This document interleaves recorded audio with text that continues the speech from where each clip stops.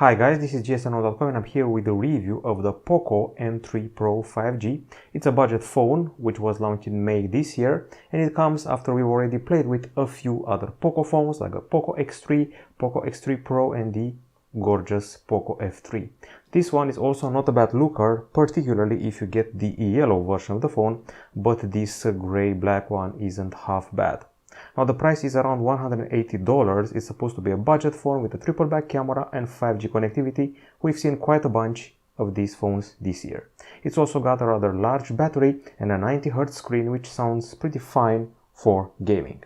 Now, first of all, I'm going to discuss the design. I would say it's rather typical. If you look at the facade, you can easily confuse it with a Redmi Note 10 series device, maybe the Redmi Note 10s or Redmi Note 10 5G. At the back side, it's more easy to recognize. It's definitely a POCO phone and it expands the camera area, while the POCO M3 expanded it on a horizontal range. The POCO M3 Pro expands it on a vertical range. So that's that. I would say it's also a good looker, even though we're dealing here with a plastic back panel and a plastic frame. It's definitely better looking than the average budget phone. It actually looks premium from the distance and it catches the light in a fine manner.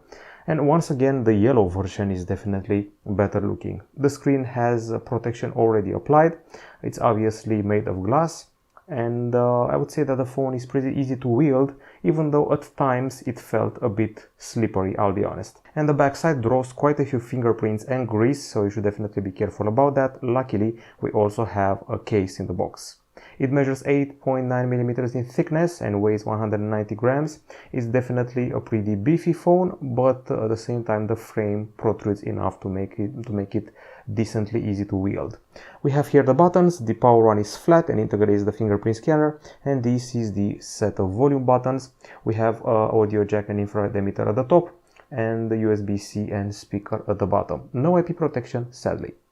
Now we go further than this and we find the screen. It's an IPS LCD 6.5 inches in diagonal, Full HD Plus resolution, Gorilla Glass 3 for protection, and an extra protection already applied from the factory, plastic protection with a quite large punch hole cut here for the selfie camera, and we also have 90Hz refresh rate. Now the actual experience is put to the test with this typical video, and I'm going to enlarge it like this, and here we go. I have to say that no matter what you're seeing on this video, in real life the screen was a bit of a letdown. It actually feels like a compromise to get the lower price. I mean, it definitely has weaker view angles, also vertically and horizontally. The brightness is pretty weak. It's definitely not going to hold up on a sunny day. I barely saw the camera interface when the sun was outside. Contrast is rather poor. The colors are probably the only good thing. I would say they're decently calibrated if you're being kind about it. The pixels have an RGB stripes arrangement, and let me show you why I was complaining before about the brightness. We did a lux meter test and it measured a mere 241 lux units. We usually require 400 lux to pass the grade, so to say. So this is definitely a bummer, even though it surpasses the likes of Redmi Note 10 5G, Motorola Defy 2021 and the Motorola Moto G50, so at least it beats a few other phones. At the same time, scores below POCO M3, Moto G30 and Realme 8 5G. At least we have some customization options for the screen here, which by the way will help me confirm the refresh rate. So we have brightness, reading mode, color scheme, which can be set to auto, saturated, standard, and we have a color temperature palette here. There's also the refresh rate, can be set to 60 or 90 Hz, obviously the top one for gaming, and text size. Now that we're done with the screen and we feel that is definitely something that they cut from in order to make the price decent, we go to the inside of the phone where we find the CPU I've definitely seen a bunch of times. MediaTek Dimensity 700 5G. I saw this on the Realme 8 5G, on the Redmi Note 10 5G, on the Galaxy A22 5G. In the current case, this octa-core CPU with 7nm technology is bundled with 6 gigs of RAM and also 128 GB of storage, which is UFS 2.2 just in case you're wondering, and luckily we also have a microSD card slot. Now the average day-to-day usage is fine I did not run into any sort of lag, so there was no problem with that, but I have a feeling that if you open up many apps and run quite a few games, there may be a bit of stutter, particularly if you're also doing updates in the background. However, in my experience, no major problems so far. When it comes to the benchmarks, let me just show you what we have here. So benchmarks on 228 first, as you can see, we're doing fine within the segment we're set in. I mean, in Antutu8 we surpassed the Redmi Note 10 5G, Moto G50 and Galaxy A71. We stayed below the Motorola Moto G9 Plus and the Nokia X20 5G. Now in Geekbench 5 you can see us in the multi-core subtest, surpassing the Xiaomi Note 10, the Realme 8, which is actually not bad, and the Redmi Note 10 5G, also the Nokia X20 5G. Now, if you want to see what's above this phone, just above it is the Galaxy A71, the Realme 8 5G, Moto G9 Plus, and the POCO M3 NFC, so I would say we're a pretty fine company. Now we go further and see the last benchmark, the GPU one. It's 3D Mark Slingshot Extreme ES 3.1.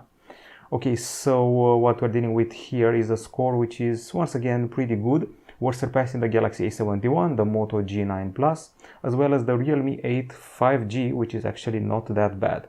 We scored below the Redmi Note 9 Pro and the Galaxy A72 4G, but performance is okay considering the price tag. I have a good piece of news, which is the fact that temperature is quite nicely kept in check here. 34.7 degrees Celsius in benchmarks and a mere 28.1 degrees Celsius, so definitely no overheating here, which is always nice to see on any handset out there. Now on the battery front, what we're dealing with here, as usual for a Xiaomi, POCO or Redmi phone, is a large battery, 5000 mAh with 18 watts charging, and let's see how it checks out with all of the tests we did. We have a dedicated one here. When it comes to video playback, I would say we're doing fine.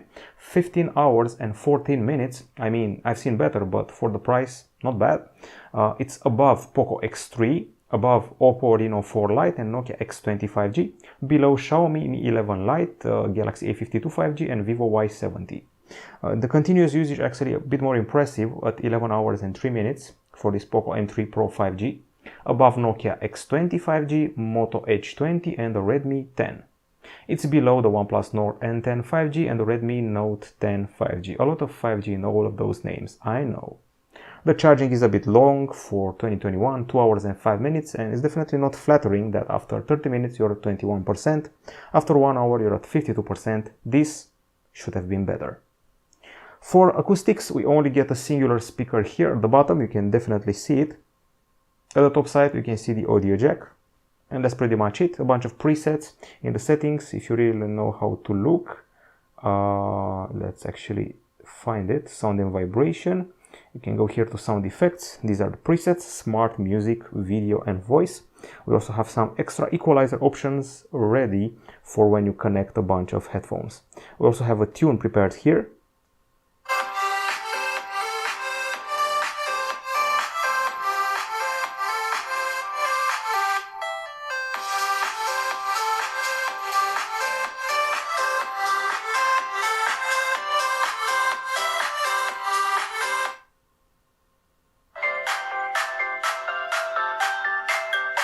Okay, so not a lot of bass here, you probably figured that out. I mean, the high notes are fine.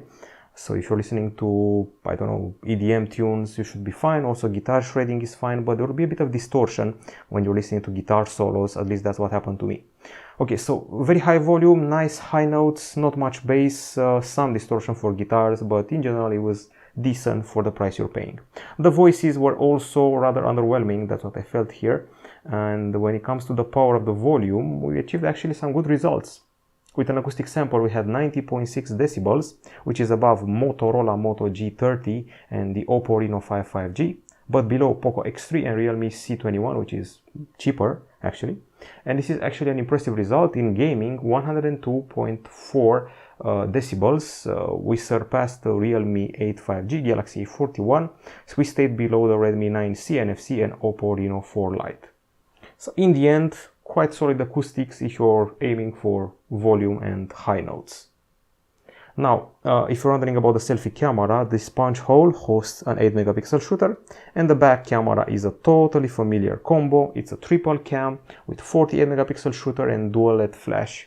The other two cameras are 2 megapixel macro cam and 2 megapixel bokeh cam.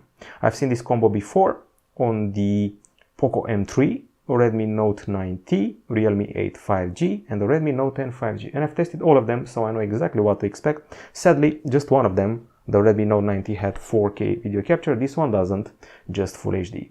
But it also provides you with slow motion, AI, even night mode, and even a pro mode.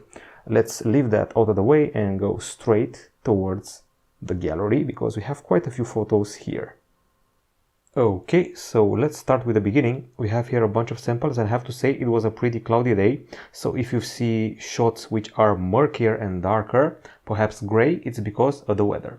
Now the close-ups were rather fine, and this is one example of dark shot which is actually fixed by the HDR, so that's fine as well. I found the vegetation colors to be spot on. That's something that I noticed, even though the sky is a bit too white for my taste, at least in this panorama. The reds are a bit hit and miss, depending on the quantity of light you get in the way. But in general, the color calibration tended towards cooler rather than warmer. A pretty good focus at a decent distance. This one is a bokeh, which is pretty well done, highlighting the main subject and blurring what's behind it. And here we have several more dark shots. The camera finds it hard to create a proper white balance for the scenarios where it's unsure where the light comes from, in general from behind the trees. Now the selfies are a bit weird, at least the first ones. The skin is way too white and there's a slight bluish hue to these first selfie captures. I mean, the focus is okay, the bokeh is not half bad and the details are fine, but there are those weird colors like the too white skin and the slight bluish tint. I would call it a white balance problem, let's say. Okay, several more toys and we move on to another scenery. These ones are bokeh shots taken with the back camera, which are actually not that bad. We have a dedicated bokeh camera at the back and you can really see that there's a beautiful blur effect behind this statue bust. And here we have some roses, which are decently captured in close-up mode with the main camera. However, if you trigger the 2 megapixel macro camera, you will be underwhelmed by the, I would say, purple or pink tint that we have here and the lack of details. We are dealing with a 2 megapixel camera after all. Several more captures here, and I have to say that from all of the shots I captured, the vegetation is the one that looks above expectations color-wise, while some of the red hues are a bit changed compared to the real life. It depends very much on the weather, I'll say it again. And here we got really close to this broken light bulb, capturing some pretty decent macros of it, but I actually prefer the close-ups with the main camera. Now these selfies were taken in a different light, and when there is a lot of light behind you, the result will be less than impressive, so you should be sure to find a balance between the lighting and the darkness of your shots. Once again, not a bad bokeh for your selfie needs and not a bad focus. Several more shots here. I find that in the shade, these reds are actually better than the first ones, so keep that in mind before you take a capture with this device. We have also taken some more ample shots. We're lacking a ultra-wide camera, so you can either do a panorama or simply keep content with what you have, or maybe try something like 16:9 aspect to create a ultra-wide replacement. And here we have a difficult position. Those flowers were very low, so we have to really bend over in order to get a proper macro. And as you can see, some of these attempts were missed. This one is actually decent, but once again, I will take close-ups over macros any day now. That's pretty much it as far as the photos taken during the daytimes are concerned. I would say it doesn't evolve a lot from the POCO M3, maybe just slightly. It gets closer to, I don't know, something like the Galaxy A31 or something like that. Now, during the night time, I was actually surprised by the first few shots.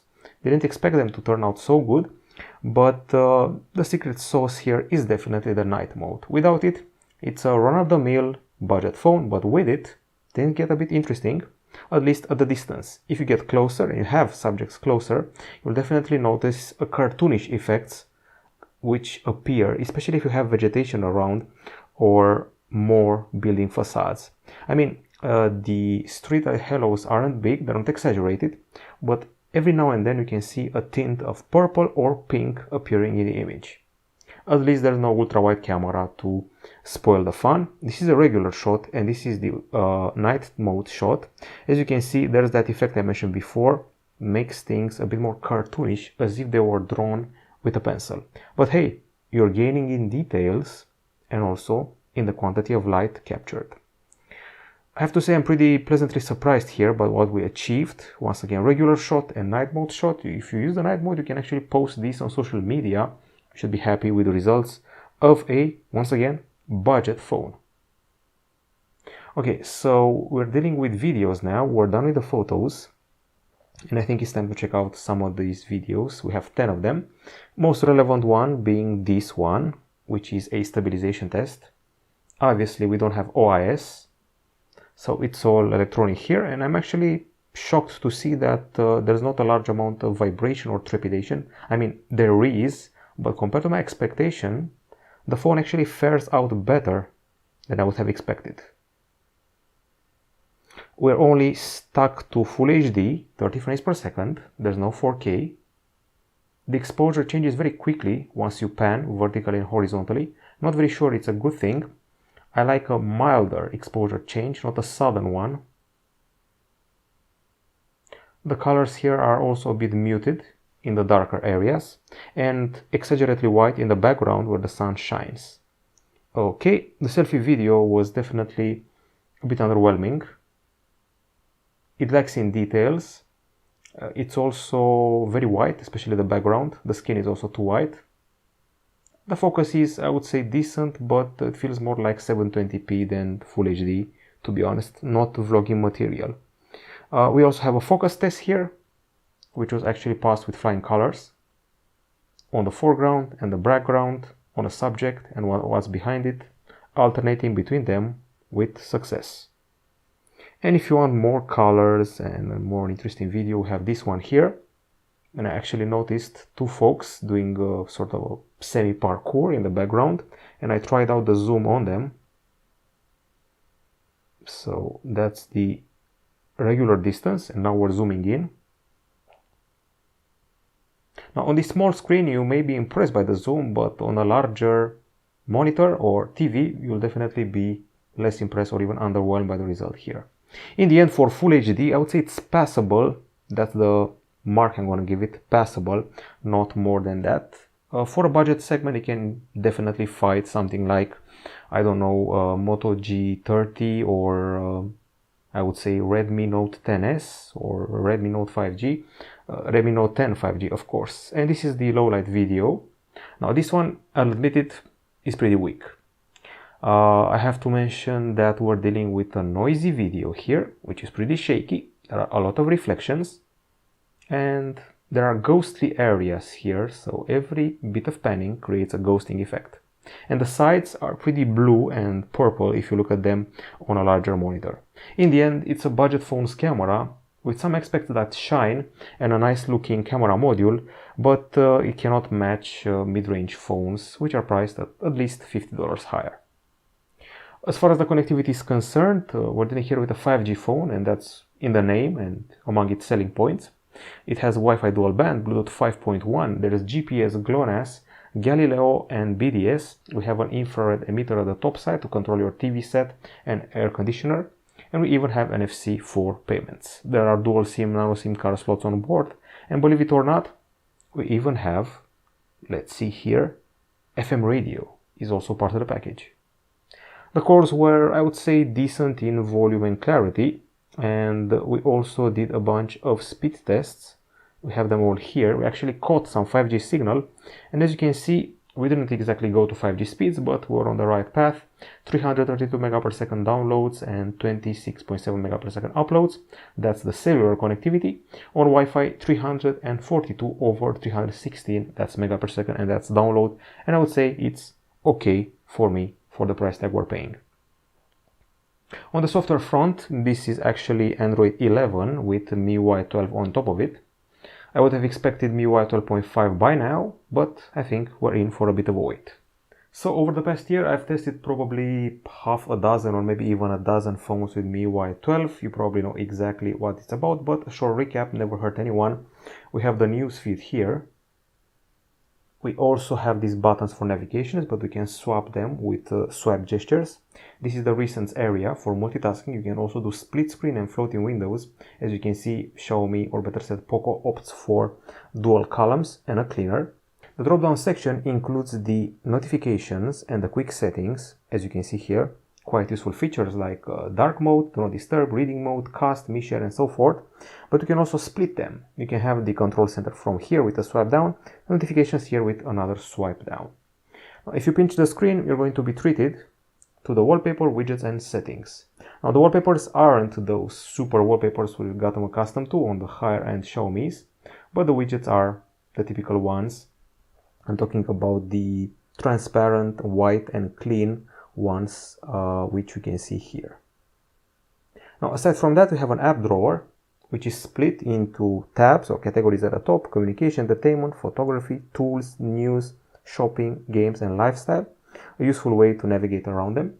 The settings are quite generous. We have connectivity settings, we have security status, there's the lock screen options, sound options, notifications, wallpaper, passwords, and security.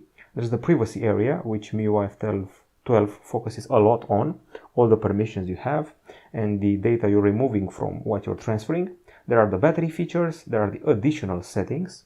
Quick ball, clear the speaker by emitting a high sound. Let's see, this one here sounds interesting. Memory extension. You can occupy storage and use it as part of the extra RAM. Okay, that's nice. I've seen it on Realme phones and Oppo phones before. There's an enterprise mode, there's digital well-being and parental control, there's game turbo for gamers, video toolbox, floating windows, and second space. Okay, I think that's pretty much it. As far as security is concerned, there's a fingerprint scanner here in this button. It's not totally accurate, it's a bit hit and miss sometimes. That's why maybe combo it with the face unlock, which is honestly also not very secure.